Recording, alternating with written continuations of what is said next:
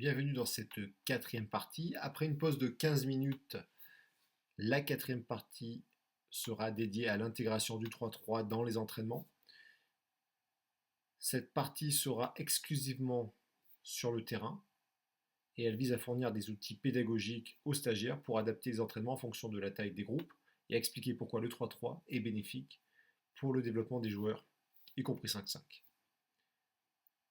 Cette partie d'une heure et quart commencera par l'intégration pour les groupes avec peu de joueurs. Pour les clubs ou les équipes ayant des effectifs réduits, le 3-3 peut être une alternative idéale pour maintenir l'engagement des joueurs. Je proposerai pendant cette séance des exercices sous format réduit de 1 contre 1, 2 contre 2, 3 contre 3 ou de surnombre. Dans un deuxième temps, sur la partie entraînement, l'intégration pour des groupes plus nombreux, de 8 à 12 joueurs par panier.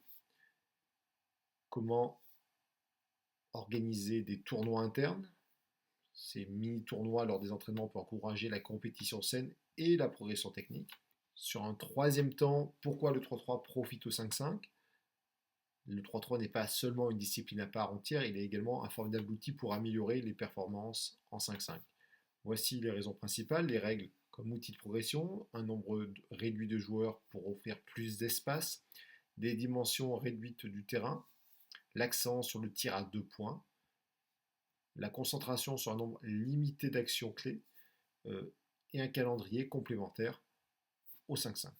Toute cette partie-là nous amène au quatrième temps de cette intervention qui est le 3-3 est un excellent outil pédagogique pour travailler des compétences précises comme la prise de responsabilité, la confiance en soi et des fondamentaux individuels, la polyvalence, l'agressivité, le rebond, ainsi que quelques fondamentaux collectifs, le jeu sans ballon et la lecture rapide.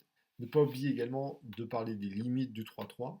Même si le 3-3 présente de nombreux avantages, il est important d'identifier ses limites, la gestion de la frustration, le retour au 5-5 avec éventuellement des contacts physiques ou les replis défensifs qui doivent être adaptés par rapport au 5-5 et une intensité élevée nécessitant une préparation physique adaptée pour éviter les blessures et maintenir la performance.